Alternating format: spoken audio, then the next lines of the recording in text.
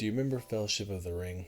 Do you remember when you first saw that movie and you were like, wow, this is an incredible, huge, lived in universe? Well, that's what Matt Reeves has done in this new Batverse that he has created. This Gotham is lived in. It is perfect. This is the darkest, this is the moodiest atmosphere that has ever been presented in a live action Batman movie. This is emphatically the strongest live action version of Batman being the world's greatest detective. I am not yet confident to say that Robert Pattinson is the best Batman or the best Bruce Wayne, for that matter, yet. I'm not ready to have that conversation. It's too soon, and I'm scared. Because I think, at least with Batman, he could be the best Batman. But I just don't want to say that yet. He's definitely not the best Bruce Wayne so far, but we'll get to that. If, and it's a big if the next two movies maintain the same caliber of storytelling and character growing that is found in this movie, this will not only be the greatest Batman trilogy of all time, this will be one of just the greatest cinema trilogies ever to exist. I'd like to address the people who are Batman fans, who are fans of Batman, whether casual or diehard, and you're still sitting at home, haven't bought tickets yet, and you're like, I don't know, Robert Pattinson, Twilight, Edward Cullen, emo Batman. I don't even want to, I don't even want that. I don't want that. I don't want to see it. I don't want to give that a chance. Give it a chance. Please give it a chance.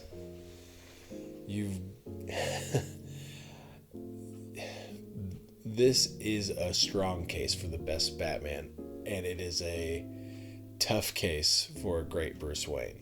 Robert Pattinson can act. He has good acting chops.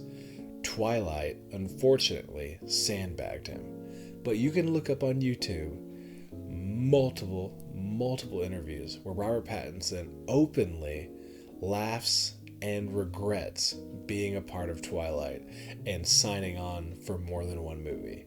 But he has done more niche, art house, independent movies, and I've seen most of those movies, and they are phenomenal as far as his acting is concerned. So let me tell you that if you are holding back because of him, you are going to miss out.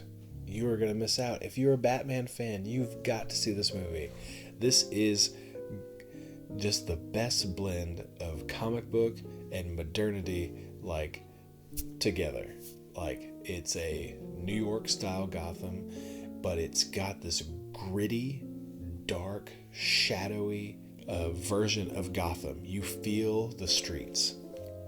And I'm telling you, the opening montage is one of the best cinematic things I've seen, and I love it so much. It perfectly sets up where Batman is right now, and it genuinely brought me more internal terror than I've ever seen in a live action iteration.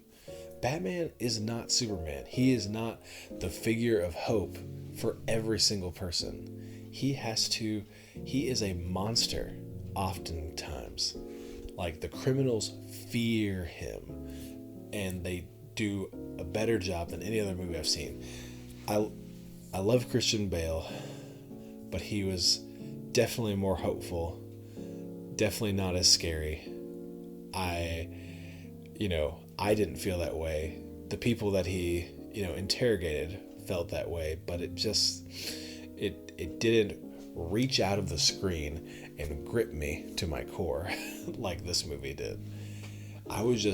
My breath was taken away in some of these scenes where he is facing and just walks out of the shadows and to fight the crime. I love the fight scenes. This is some of the best Batman fight scenes that we've had because it is grounded. It shows that he is a beast, but he also can get hurt. Talking to the Batman people who are afraid of Robert Pattinson, if you're going to feel any Twilight vibes, but just know you're not going to see it from Batman, but you're going to see it in Bruce Wayne. This Bruce Wayne is not a intentionally flagrant billionaire playboy. This guy is a billionaire who is entirely focused on being Batman. He is not focused on being Bruce Wayne. And I think a lot of people are having a tough reaction with that. This is the first time in the live action movies that we have seen this Bruce Wayne play out. But I just want to say, hold on. Go in for the Batman. You can be upset about Bruce Wayne, but just wait. Because I believe in the next movie, it seems like it was set up where he will have to be at least 2 steps closer to what we currently know and what we have known as Bruce Wayne. I think he will have to make more public appearances as Bruce Wayne. I think he'll have to,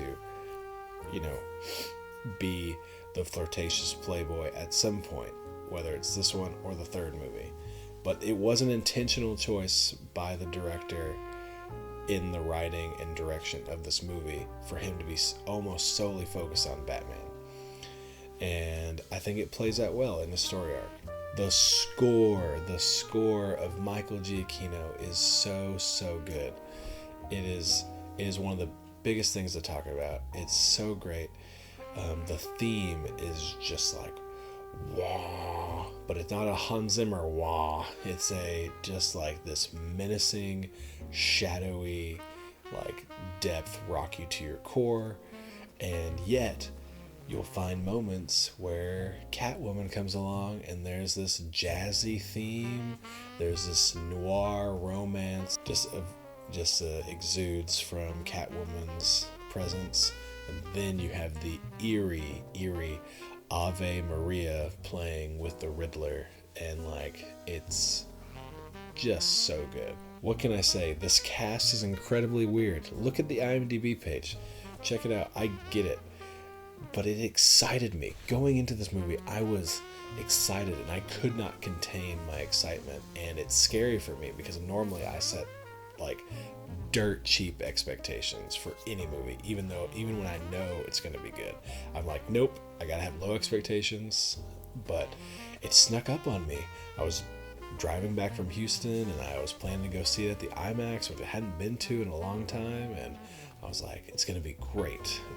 And I was like, oh no, I think I'm gonna love this movie more than the Nolan movies, and that's scary to me.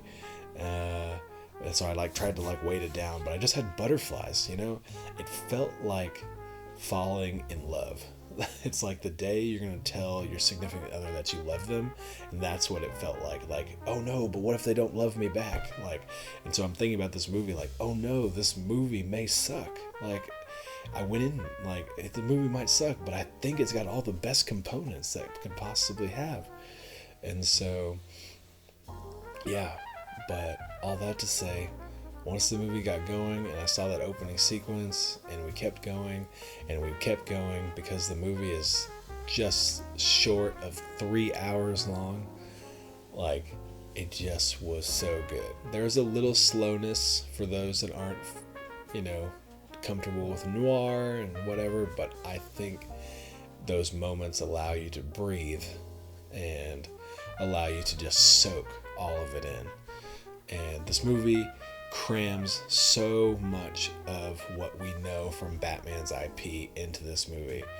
You've got Penguin, you've got Catwoman, you've got Falcone, you've got Batman, you've got Alfred, you've got Gordon, you've got lots of Gotham police, you've got lots of Gotham civilians, but it actually works.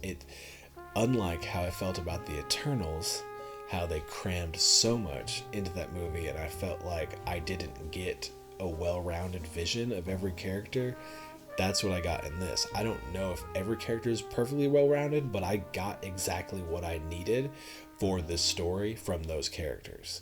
And I didn't feel like any of them were shortchanged, or I didn't feel like, oh, I really needed more of this. So please do me the honor and go see this movie. Be sure to not drink a huge drink, because you're going to need to pee, and this is a 3-hour movie and you don't want to miss anything. So go see this movie and try it out and have an open mind, and then come back. Let me know in the comments what you think about the movie, if you hated Robert Pattinson or blah blah blah, but let me know, and just come back whenever you've seen it. And I'm looking forward to the discussion as we figure out this crazy new Batverse. If you haven't already, please do me the honor of subscribing. With each subscriber, I get more and more encouraged to keep doing this. And so I appreciate it. And thank you.